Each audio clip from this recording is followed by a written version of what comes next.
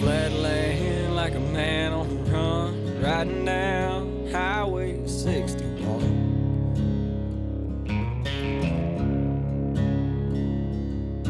Sides of the roads all lined with fields, nothing but sunset in the windshield.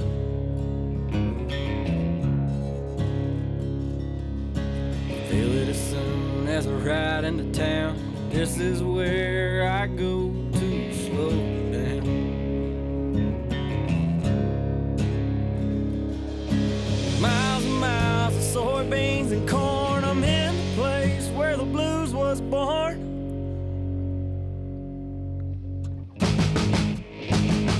About a mile from the big muddy river, place I'll always remember.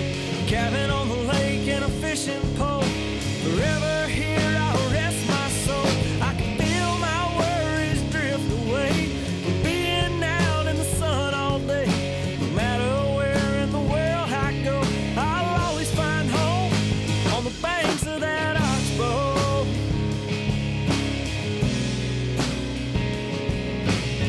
What's up, guys? Brad Chappell back with you at the Grizzly Jig Show 2024. It is packed outside. Everybody looks like they're having a ball, buying a lot of crappie products, and just having a good time here. So if you didn't come this year, put it on your calendar for next year. It's a great event to come to. But I'm going to throw it down the line and let these guys do a little introduction to themselves. For sure. All right, yeah, Matt England here. I'm a guide up in Central Illinois. England Expeditions is my company's name, and like Brad was saying, the Grizzly Jig Show is a bucket list vacation getaway, everything under one roof that's associated with crappie fishing. How many pro staff members you think are out there? A couple hundred? I'd say 100. 100.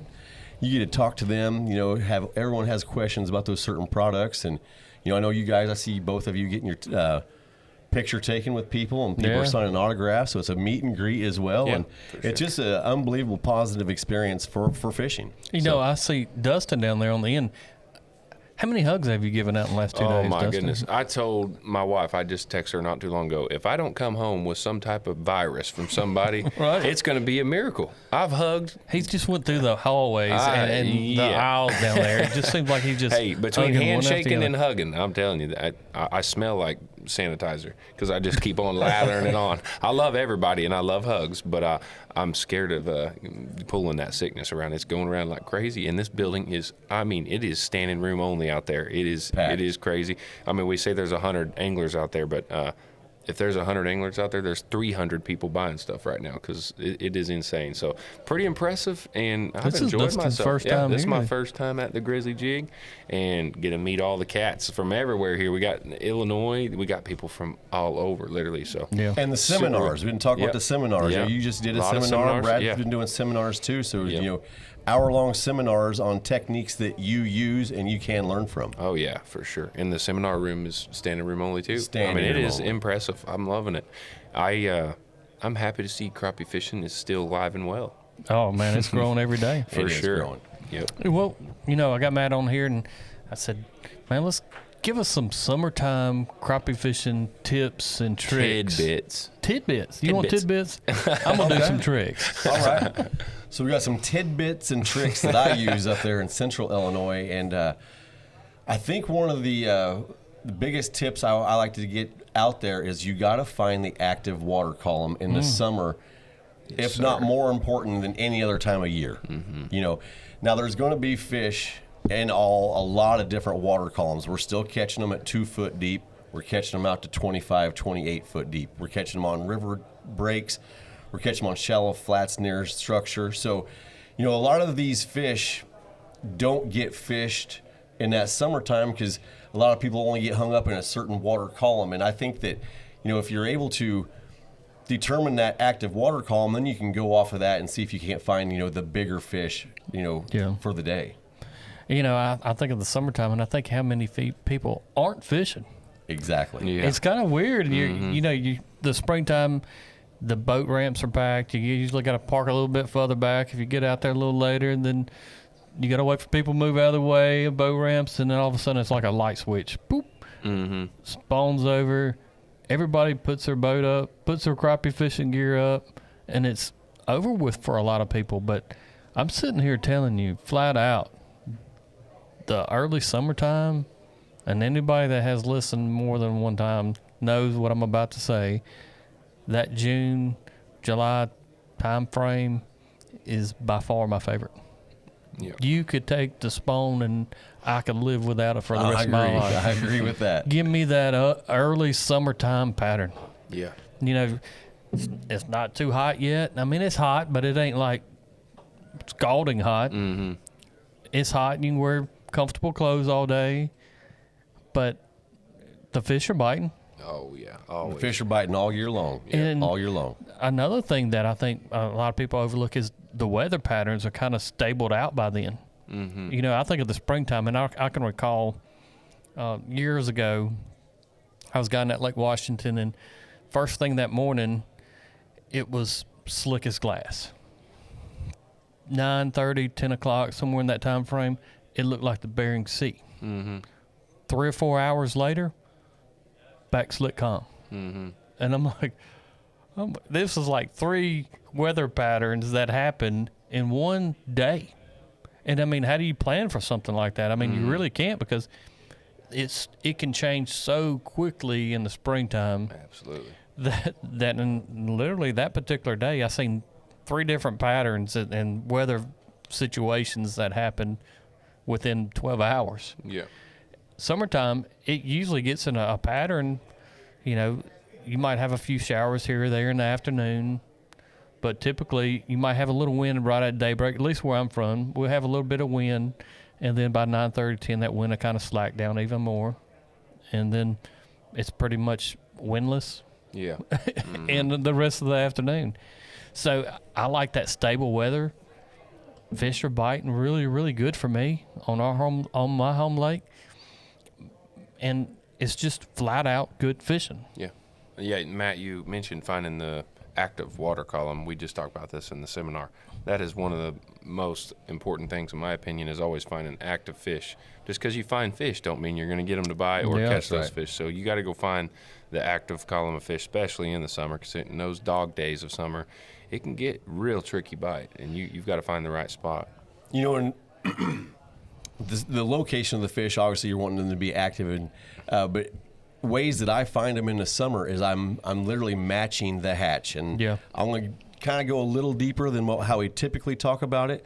So on my lake in the summertime, we're going to have our shad hatch, and it's 6-8 weeks long. You know, so people think we're having multiple hatches. Well, it's not. It's a long spread out duration of a spawn.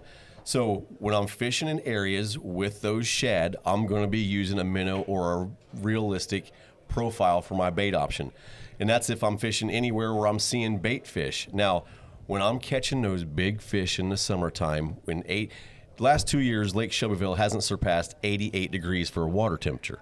Wow. So that's been very advantageous to us fishing in their shallow. And so when I'm talking about matching the hatch in that shallow water that I'm not seeing bait fish, I'm taking when I talk about bait fish color combinations, now I'm going to try to go to a mayfly color combination, like a dark brown and a green, or a green and dark black. But I want to get something that looks more like a bug than a fish, because I tell my clients, I envision that spider, that bug sitting on that stick up that's 6 inches above the water surface, and as soon as a boat's wave knocks it off, that's the natural diet source in that water column. You know, Yeah. another thing, even along that same lines, and I had a guy on the floor, I nicknamed him $2 Tommy, that asked me this actually before we recorded it earlier, about mayflies and different things that happen in the summertime.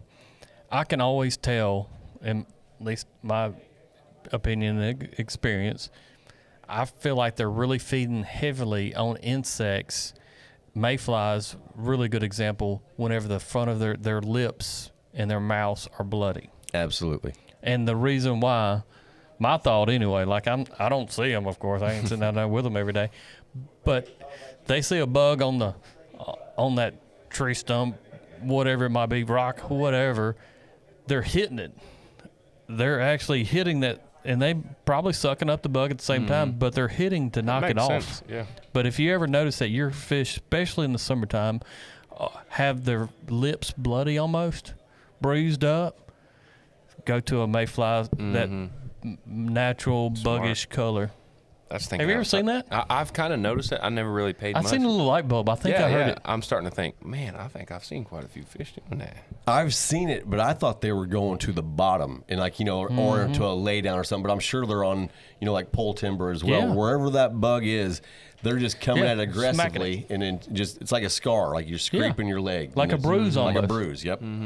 That's when in my mind, I always know at that point that I feel like I could catch them on a mayfly color and mayfly profiles at that particular time. If I don't see it happening on the water surface. And I use a lot of hair jigs in there in the summer as well, especially shallow, and I'll put a cork on it, because the natural buoyancy of that cork is going to have that hair jig fishing by as optimal performance. The pulsation of that back section and looking just like a bug that's just got into the water and it's going to the bottom. Yeah, perfect. Yeah. I know last year, I believe it was last year, and it was in May. I'd have to look back to hit you the dates, but the YouTube video is actually on there. I had a guy that actually did a no-call, no-show for me. I get on the boat ramp, and I'm ready to go that morning, and you're ready to go fishing. And this guy don't show up to go crappie fishing with me. And I'm like, man, this is like one of the most perfect days to go fishing. And there ain't no way I'm not going. So I went fishing anyway. And I was like, all right, I knew what I would have done with a client in the boat, but I was like, I'm going to do something totally different. And I get out there and set the boat down, kind of looking around. And I know I've got some of the video of all of a sudden I see a mayfly fly by me. And I was like, dude. And noticed a couple, because it was slick. And that don't happen very many days on a big waterway, except early summertime typically. But I started to notice some mayflies on the top. So I hooked up a mayfly, and I could see these fish, they were just suspended out. And I tried some different baits, and then not that much reaction, but I put on actually a mayfly-style jig body, flopped it down there, and it comes by, and that fish sees it just about as soon as it hits the water. Here it comes. And they come out and it hits like a rocket ship, and I'm like, oh my God, this is it. This is the mayfly bite. But you think about that, that's a pattern. We always talk about patterns, especially we go into the like deep dark holes sometimes talking about crappie fishing patterns. But I look at it, and that pattern particular day was just perfect. Yeah, my telltale sign too is, of course, obviously when you're cleaning fish. And I'll be guiding really hard and heavy, and I'm cleaning them, and it's shad after shad, and then all of a sudden their bellies are stuffed plumb full of mayfly. I'm like, okay, now I know it's time. Because, when I say it is a ball, they cannot fit another mayfly in their stomach, and not a shad in sight anywhere. They're all 50 out of 50 fish has mayfly. I'm like, it's go time. The docks will have spider webs on them. Yeah. And those spider webs will be full of mayflies stuck in them and everything, and that's when I know it's good. I can't wait to... Later on, like probably when this podcast is being released, it's going to be early summer. But I'm going to come back. We'll discuss it on today's bite. Oh, yeah. I want to see if you see these fish's face bruised up. Yeah, that's Yeah, funny. take some pictures I'm of going to that. pay a lot wait. more attention. I'm going to pay a lot more attention to that. And I'm going to, I can't wait for the next one, too, because I'm going to pay a little bit more attention. I'm going to catch us some mayflies, and I'm going to show the camera them that night, too. the fish's face or the... I'm gonna catch the mayfly. Okay. Hey, and the fish. I'll do what they did out here. They've got a cooler full of fish from Reelfoot, and they've had them out the last couple of days. They've just got the fish in the cooler. Everybody's looking at them. It's a good hit. So I'm gonna start bringing them fish inside. See what my wife thinks. I'm gonna start bringing them in, showing you. I took that top fish last night and had it for dinner. No, you did Yeah, it was not. on ice. And I just filleted it in the hotel room. I told him I should have. I should. I'd rather, as far as even that little tidbit, I'd rather keep my fish overnight before I clean them. On ice? On ice. Yeah, Nice. yeah. Yep. They sit up and Yeah, cut them. it seems to make it pretty dang good. The best way I can eat them though is, if I'm keeping some for dinner, I keep about 3 or 4 in the live well, and I'll go home with them still live, clean them right there while it's still twitching, walk in there, throw that batter on them, and fry them, and I can't get over it. And fresh crappie. Well, they're still fresh on the ice. They're still fresh, but it's hard to be fresh. That's extreme But fresh. it's just like here I go back to hunting again. I But know it every time. hanging a deer. I would rather hang a deer a few days in the cold than Well, you eat. just said you'd rather eat the fish. No, because Flopping. see, but deer is a little bit different. I'm not deep frying it like that, but Why not? deer, it seems like something happens with the meat. I don't. Yeah, the meat sets up. It's easier to get off Sets the up. bone. Easier to get off, Kinda but like it's a lot crappie? tender. It's way more tender Oh, than okay. than if you. I've cleaned them while they was still twitching before too. That sounds terrible, but I've ate them like that. Super tough, way different. I mean, it'd blow your mind. And then you leave it a couple days, and it falls apart in your mouth. Now, there's something scientifically that happens when you're letting it set like that. I don't know if the meat loosens up, whatever. Breaks down or Yeah, the rigor mortis sets I'm sure we'll in. get some comments, and I hope we do. Y'all make sure you for sure. teach Dustin something. Teach me why hanging these deer. I need to look it up so I sound smarter next time. But All right. teach me why these deer hanging is so much better. After hanging, it's a night and day difference. That might be why you like the crop. They might be the same thing. Rigor mortis sets in, then it maybe sets back up or whatever. But that may be why you like it better to sit in the cooler. Yeah. Same subject line. We're talking springtime. Excuse me, not springtime. I've said that a lot here lately. But summertime here. What's your typical setup when you're going out? And I know that changes as a day, but what's your typical setup to go out and go crappie fishing? And we've been in the doing summer? favorite colors, so you might as well throw in. You might as well get that ready in You there. get color a jig too. I don't think we've discussed our summertime colors. No, summertime top 3. So my summertime top 3. Well, first off, how I'm going to determine my day is basically going to be what the client wants to do. Okay. So in the summertime we do a lot of trolling, and we get Nice. right in the river channel. That's his. Yes, sir. Nice. I pull inline spinners tipped with minnows. I pull any type of a swim bait. I pull my Charlie Brewer sliders. I pull my Top Hat Jig Guppy Gobblers. My top 3 favorite colors are the Top Hat Jig Teddy Bug. It's a ghost body with a chartreuse tail. Then my favorite Charlie Brewer slider is the Baby Bass with chartreuse tail. And then they got a whirly bee, and that is a sleeper bait that I'm really trying to get a little bit of promotion for, because that is a hammer bait. So Really? What's the color of it?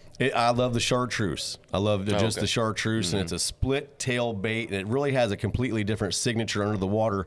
So I'm starting out those 3 baits to start every morning when we're pendulum tossing. We're going to go over, we're going to tickle the treetops that have those big schools of fish that are waiting for the bait fish to come swim over it. So we're keeping our baits above the trees with action on them. And I'm trying to keep as much action, as fast a pace as I can get away with still getting a bite. So that way we're catching more fish at a faster rate, and then usually trying to keep that school kind of activated is kind of how I see it. I like that activate. Activate them fish. So after that, if we're pendulum tossing, I'll always have minnows. If the bait, like Dustin was saying earlier, in the summertime they're full of shad, so that's their natural. They're looking to feed on shad, so get a minnow. Some days I will actually tip a plastic.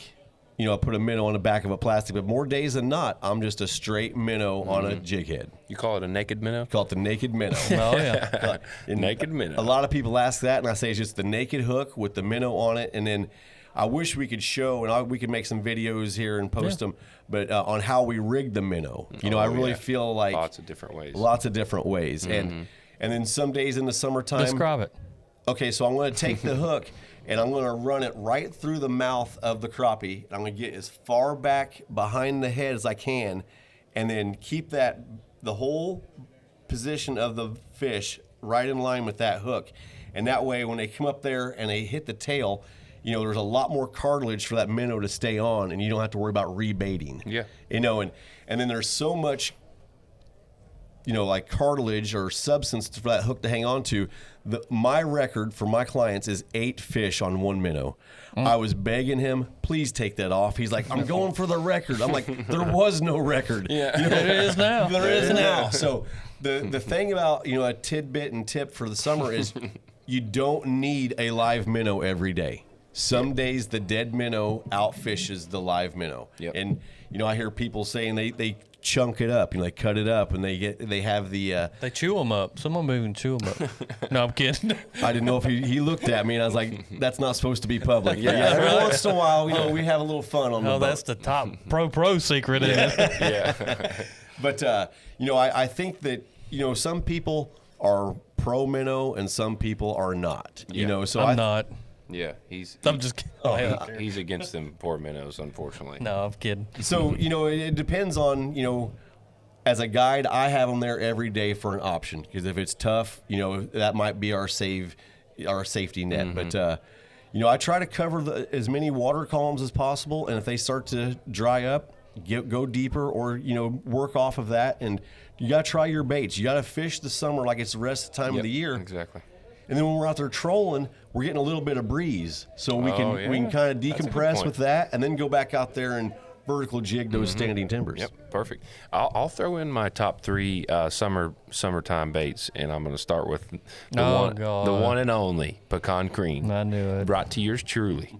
Bobby Garland Baits has this live roamer, and it is what you're calling matching the hatch. It's a shad profile minnow style bait, and you can rig it dead or alive, and it is an absolute killer. So the pecan cream is my favorite probably color when they really get picky and it's dog day of summer. And then I like the Cajun cricket. It's a super good bait as well. It's got a little orange in it with chartreuse, a little bit of pepper.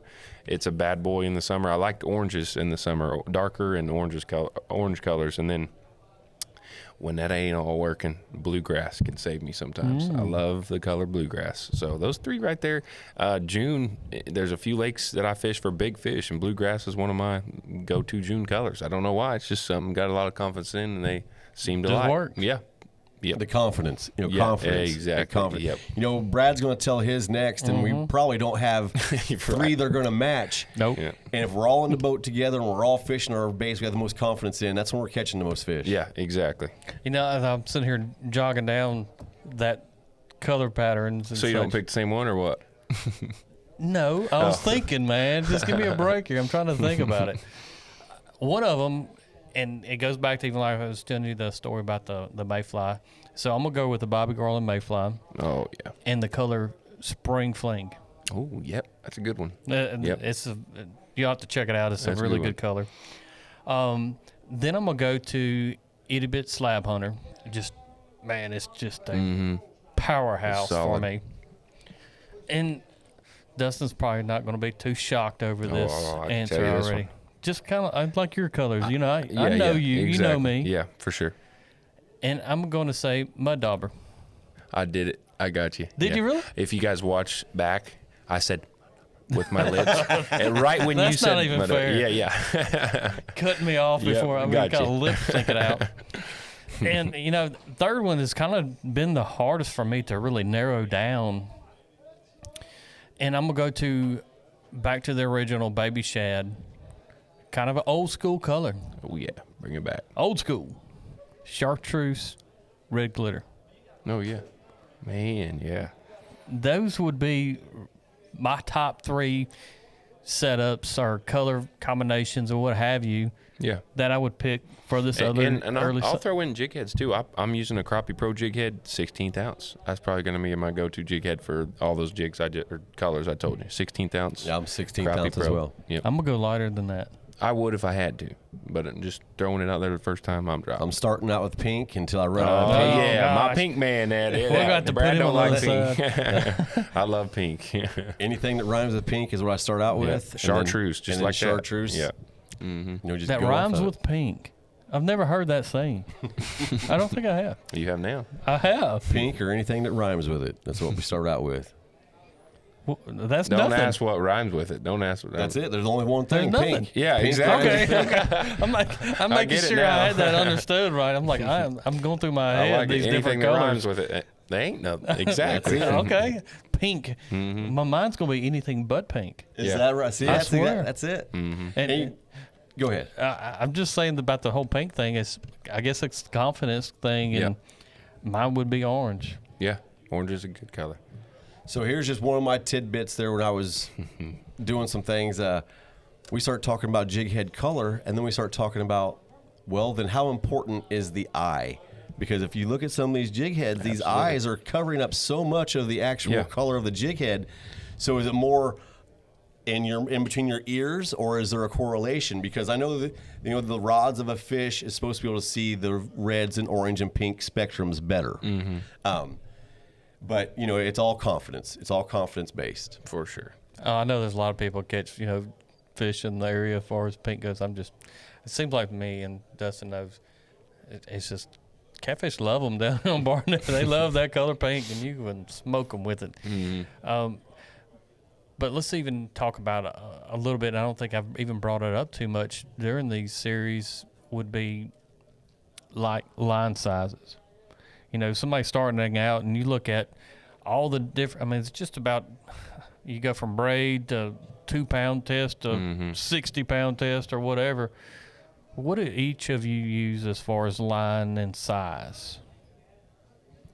Well, for me, I use the 5-pound crappie braid from K9 or the 30-pound high-vis 9-strand K9 braid as well. I'm using two total opposites. Two total. Yeah. And the reason I use the 5-pound is because Zebco has a push-button reel called the Delta. It's the first one on the market that is braid compatible. Gotcha. So when I have young adults or people not have experience with a spinning reel, I'm able to have them use that if we're casting or if I put it on that 11-foot pulling rod. That's why I keep 2 of those Deltas on.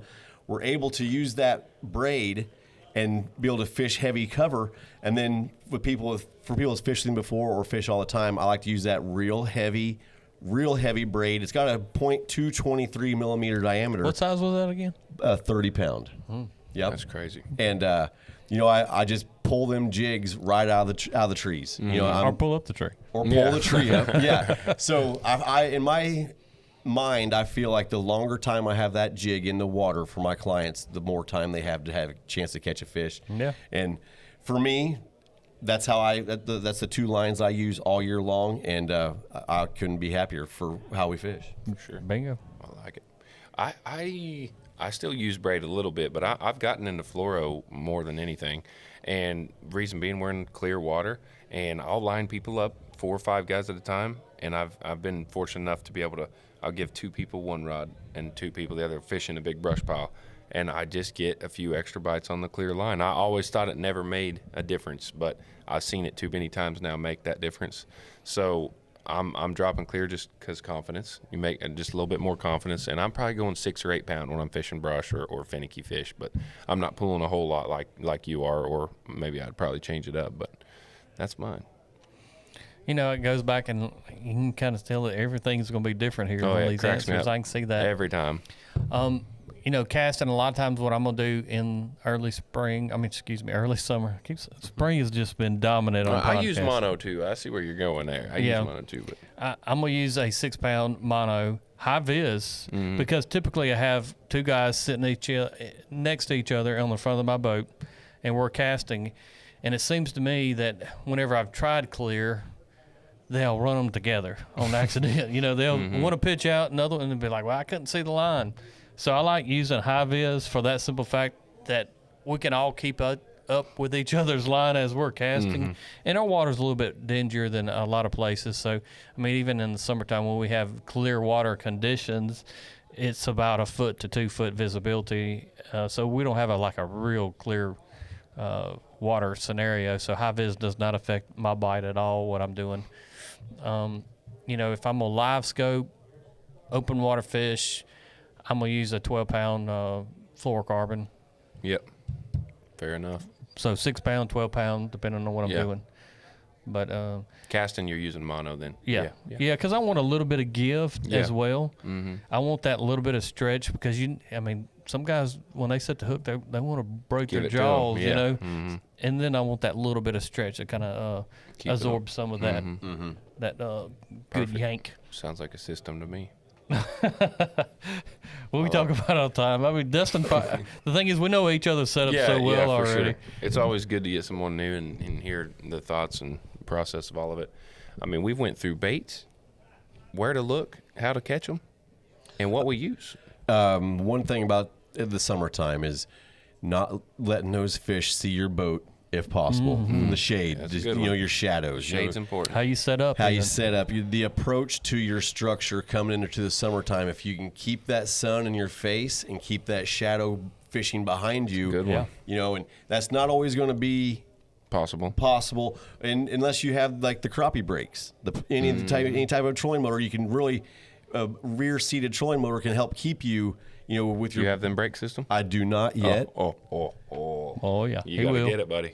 I've spoke to a friend of mine named Zeke Anderson. Oh, and, yeah. Well, so I've got the he may same hook boat you you up. got, and I've got a set. You have the same boat? You guys Yep. have? Okay, nice. You got the big barge then, dude, don't you? we love them. Yeah. So keeping the boat shadow off of these trees, because all of a sudden if it just gets dark, like the fish know something's changed. Yeah. And they pretty much know it's going to be a boat. Because it just gets dark quick, and Exactly. then I believe not only do they hear and feel the trolling motor, they hear and feel your boat splash, from a no pretty doubt. good distance, just not even chasing fish, So I feel they know the presence of the boat. So being mindful of that, some people, they kind of wonder why I'm making a big S curve coming into this underwater tree that we've been to before. And like, well, why'd you go this way this time? And I just tell them it's the time of day. You want to keep that sun, that shadow off those fish if possible. Yeah, good little tidbit And there. another thing, whenever I try to set up, if I didn't have talons or rear power brakes on the back of my boat, I would set up into the wind, no matter if it's very light or very heavy. I would always then set up into the wind. Most of the time, my early time, summertime, I got that right. Fishing is going to be from about 8 foot of water to about 14-ish. And I guess 2 or 3 years ago, I was like, man, if I got some talons, 15-foot talons, that would make my life a lot easier. So now I've got 15-foot talons on the back of my boat. So a lot of times then I set up actually going with the wind, the nose of my boat facing the direction that I'm going. And the same thing with the power brakes, you can do them. But it actually keeps that boat slap down because it's even further away from the boat. If I typically like to set the boat down and anchor it no closer than 25 to 35 feet away is my ideal distance to stay away from these brush piles or wherever I'm fishing. That's one of the first things I noticed whenever I really tried to get better with live scope. And it was in the summertime, so it wasn't really a wind factor or boat slap or anything else. And I would go into standing timber and I would spot a fish, and all of a sudden I would just kind of notice them. And I'm talking some of these fish are 16 foot deep, and I'm not talking about shallow fish that you think would spook easy, which they do. But these fish would be leaving standing timber, big fish, small fish, it didn't matter. They would leave as soon as I got really about 16 feet from them. And I was like, man, what am I going to do? And I kept thinking, I know these old guys always caught fish, and I'm like, how do they do it? And finally I was like, well, they just sat there and waited for them to come back. I can't do that, especially if you're looking at live sonar. I mean, you're looking at a piece Empty of brush timber, and pile. you're like, man, there ain't nothing there. I ain't going to Yeah. stay there. So automatically I can't stay there fishing memories and nothing. So I would leave, and I was like, well, how can I actually catch fish from a distance? And that's when I really started digging into casting to them, because otherwise it'd be a slick, calm day, nothing on the water, and I even switched trolling motors thinking, well, and it is quieter. I use a Garmin Force trolling motor, and I had another trolling motor at the time, and the Force is brushless and everything else supposed to be quieter. And I was like, all right, let me go to that, see if that helps. It helped a little, but that really wasn't even the key to it. It was staying away from them, and that's why I started casting to them. Gotcha. My typical setup for us casting now, and I'm talking most of my target range is 25 all the way up to 40. I like sitting that far away from them. Like I said, I use a 6-pound test, but the actual jig setup, and if I'm fishing 8 foot to about 12 foot, I like running 16th in a 32nd. And a lot of times, automatically, people think that you would have the 16th on the backside Gotcha. in the 32nd above it. I actually tie the 16th about 10 to 12 inches up above the smallest jig. And the reason in my mind, anyway, is it gives that back jig complete freedom. And that heavier jig's going to take the actual force, and the line itself is just going to pull that. So it gives that smaller profile, that smaller bait, more freedom to actually move around more. That's my typical casting setup. Now, if they're a little bit deeper than that, I will move up to 2/16 or even an 1/8 in a 32nd. I've gone down as far as 1/64 in the back. So it's a little bit of variations, but the key for me even in that is having the heavier jig up front and the smallest jig in the back. Yep. I know it's pretty deep. And that's what you were talking about last year at the one of your seminars there. We were talking about long lining. Yep. And then I switched that up, and it does just like you say, it gives it its independence back there, and it's able to, and you're catching a lot of fish. Yeah. There's just free reign right there. So definitely try that. For certain. You know me at Grand, I if the fish are 15 foot or deeper, I'm rolling right on top of them and fishing straight up and down. And you're able to, though. Yeah, and we're able to, just different body of water, different lake, and that's crazy. Like you talk like I don't know if I'd survive having to stay 30 foot away now from. You could. Yeah. Yeah, true. But like I said, different waterways are going to have. I always say lakes have personalities. Absolutely. And when it comes to colors, they have a big personality, and they have how they like baits presented to them, no matter really what season it is. And it can change year to year, but they're going to have a personality For sure. Yeah, I have 3 lakes. I have one 34 minutes north of me. I have one 16 minutes north of me, and I have my home lake 22 minutes from me. They all 3 fish Completely different. And I'll leave one of them thinking, boy, I should have went to the other. Sometimes you leave the lake scratching your head because, like Brad was saying, you do have to eventually get out of your strengths and go to the areas where you need improvements. And he had a no call, no show, so I got to go think outside of the box for those days that my bread and butter aren't producing. Exactly. Yeah. And I love it. I mean, that's one of the things that really, and it sounds weird. Well, I'm not going to get paid today, but it was almost to the point that I was excited to leave the boat ramp. I was like, yes, I'm going to get to go fishing and not have to worry about it and just get to go play around and try things. So thank you, guy that didn't show up that day.